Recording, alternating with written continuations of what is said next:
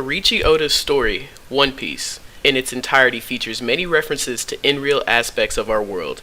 The reference aspect that stands the most uniquely adapted to his story is that of the Bible. Not just the Bible, however, but the more attuning aspect of the Bible's Christ. To go further into this topic, we need to be shown a more precise angle of the Bible. The New Testament, gospel-focused narrative of Jesus the Christ. A dip into this narrative may help you understand who Monkey D. Luffy is and his vision of freedom, or his dream. The first thing to consider is the connections between the historical figure of Jesus and the story of One Piece.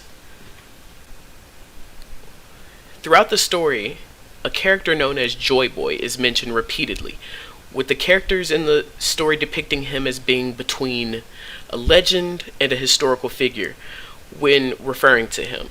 Joy Boy was said to have been the first pirate in a previously existing ancient kingdom to where a conflict occurred involving 20 monarchies colluding against Joy Boy and his allies for a reason that is still generally unknown.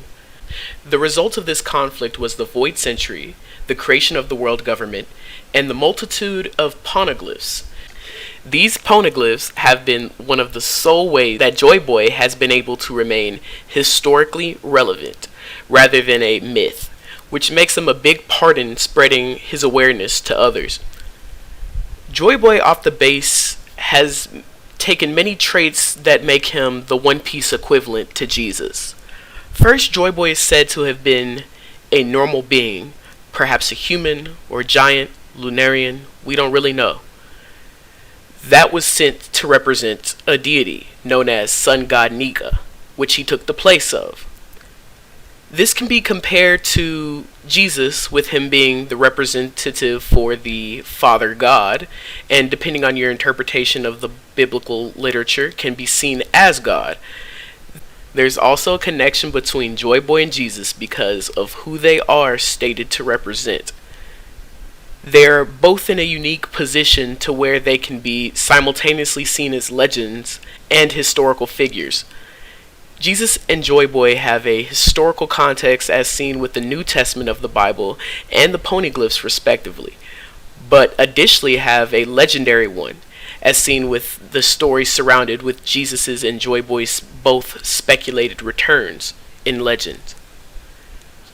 As we can understand now, Jesus is likely the main ingredient of inspiration to the story of Joy Boy. So in total, if Joy Boy is supposed to represent Jesus in a story like One Piece, then what does that say about our protagonist Monkey D. Luffy, who is said to embody the spirit of Joy Boy, and be some type of reincarnation, otherwise signaling his return? Monkey D. Luffy has time and time again showcased himself to not really be too much different from other people. He wants to have friends, wants to have food, wants to have a house, or in this case, a ship. Well, other than maybe a few career aspects of Monkey D. Luffy, he seems to be like anyone else. But as everyone existing eternally and externally from the story of One Piece can see, there is something different about him. Luffy radiates confidence towards his goals as if they are destined, and in the process showing no fear or abstain for his life. He is headstrong in his convictions, which causes him to be a simple thinker, and the most important thing to his character, his faith in the idea of freedom, or rephrased in Monkey D. Luffy's case, his ambition towards his dream. A deeper literary analysis of Luffy reveals what his vision of freedom or dream is and how it is based on the gospel sayings of Jesus. One of the first times that freedom is mentioned by Luffy is when he's describing the title of Pirate King and why he wants to follow this tract. He describes the position as being the freest one in the sea. In short, you can conclude that Luffy's chasing his path to Pirate King is the same as him chasing a path to freedom. There is more to Luffy though.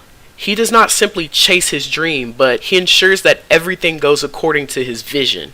To clarify, this is not done through him winning fights or conflicts the first try, but more along the lines of ensuring the safety, happiness, and betterment of his friends and allies. There is clearly an aspect of compassion expressed by Luffy to the people he knows, including his enemies. The question is, why does he do this? Whether it be allies who are not essential to him becoming Pirate King, or even his opposition who have tried to murder him or his friends, Luffy shows compassion. There is a hidden motive that Luffy has that causes him to show compassion to people, even at a great harm to himself. If we observe the consequences of his compassion, we find that it is done to liberate others. Every time Luffy shows his compassion, it is liberating for the people that it is expressed to. As with the people of Dressrosa against the Pirate King Doflamingo, or the Marines against Axe-Hand Morgan, these events stressed Luffy's compassion for others, when even it was not necessarily a benefit to him to do so. We can assume from this, not only is Luffy's chase to his goal and dream that of freedom to him, but additionally, ensuring that others around him can also have this same freedom. So, the totality of freedom for Luffy depends on his freedom in respect to others. This assumption of Luffy can be reflected perfectly at the current climax of the One Piece story, Gear 5. Luffy was able to achieve Gear 5, or Sun God Nika form, during his fight with the autocratic oppressor of Wano, the Pirate King Kaido. Luffy was knocked out by Kaido multiple times in their skirmishes, until he died and was revived by his Devil Fruit, achieving his peak and most free form. Wait, what does all this have to do with Jesus? Well, to explain, we can look no further than the Gospel of the Bible. Jesus' story is shared to us by 4 of the men that followed him on his mission until his crucifixion: Matthew, Mark, Luke, and John, also known as the Gospel. All describe Jesus through their personal narratives, where he went around feeding the hungry, healing the sick, and teaching moral practices. Jesus' mission was to promote the Father God and his kingdom, not necessarily through his own personal liberation, which is unlike Luffy, who wants to be the freest man in the seas. However, as we hear from the Gospel, from Luke's account of Jesus, the Spirit of the Lord is on me, because he has anointed me to proclaim good news to the poor, and has sent me to proclaim freedom for the prisoners, and recovery of sight for the blind, to set the oppressed free. John also states, Jesus replied, "Very truly I tell you, everyone who sins is a slave to sin. Now a slave has no permanent place in the family, but a son belongs to it forever. So if the Son sets you free, you will be free indeed." It is clear that Jesus finds liberation of others through the understanding of his Father God as a necessity for promoting God's kingdom. From Jesus' words, this implies that he may be seeing the promoting of his Father God's kingdom and his own chase for personal liberation as being one and the same, as Luffy does with his journey onto becoming the Pirate King. So through both Jesus and Monkey D. Luffy, we can see 2 people who practice moral behaviors that liberate the people that they affect. These moral actions are performed by Jesus and Luffy alongside their respective goals of bringing God's kingdom and becoming king of the pirates. With this narrative in mind, we can look more at Luffy and how this relates to his vision of freedom. Luffy likely has a vision of freedom that corresponds to the liberation of others in respect to himself, so that he may be truly set free when their liberation is also accomplished. This will likely be revealed through Luffy's hidden dream. But for now, we can speculate that, as with Jesus' missions of setting others free with the Spirit of God, there's a direct parallel to Luffy's constantly practicing these moral behaviors, even as a so-called criminal pirate. Which is why we can probably conclude that Luffy's dream and self-liberation is likely dependent on the freedom of others.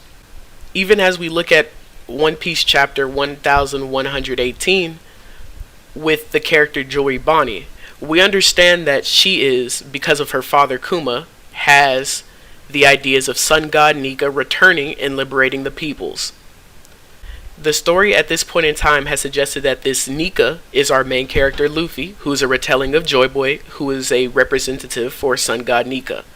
Bonnie in this chapter, unlike previously, becomes like Luffy in this sun god Nika form. She does this simply through believing in the power of sun god Nika. This is brought up because before Luffy, who died, then resurrected to ascend to Gear 5 godhood, there was Jesus, who was crucified, resurrected, and later he ascended, as stated by the Gospel writers Matthew, Mark, Luke, and John.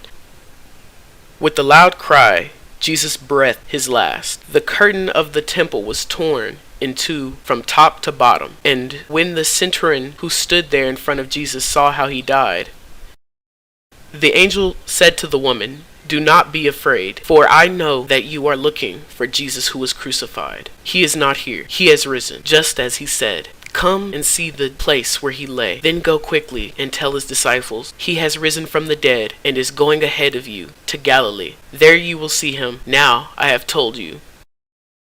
Jesus leads his disciples to Bethany, where he blesses them and then is carried up into heaven. The disciples worship Jesus, and they return to Jerusalem with joy.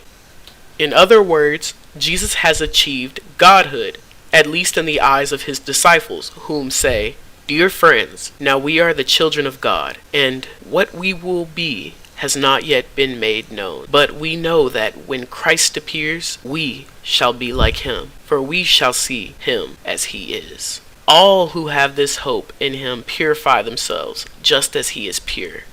This is exactly, in fact, literally, what can be said to have happened between Luffy and Bonnie. Luffy, or in this case, the Christ parallel, appears and allows Bonnie to be literally just like him, notably in his stated freest form as to help fight the Gorosei. We can see the many connections between Luffy and Jesus. More subtly, their visions of freedom. It is clear from this evidence that Luffy, like Jesus, is a devout follower of his deep-rooted intuition, whether it be based on God or something else. This intuition, with his compassion, has allowed for Luffy to inspire individuals across the One Piece world to follow their deep-rooted intuitions as well. We can see this through his enemies, like Buggy, who was inspired to become Pirate King once again. His allies, like his many crewmates that were inspired through Luffy's actions to follow their own sense of freedom. And, most literally, a small town orphaned little girl who was set free by the sun. Sun God. His head and his hair were white like white wool, glistening white like snow. And his all-seeing eyes were flashing like a flame of fire, piercing into my being. His feet were like burnished white-hot bronze, refined in a furnace, and his voice was powerful like the sound of many waters. Revelations 1:14-15.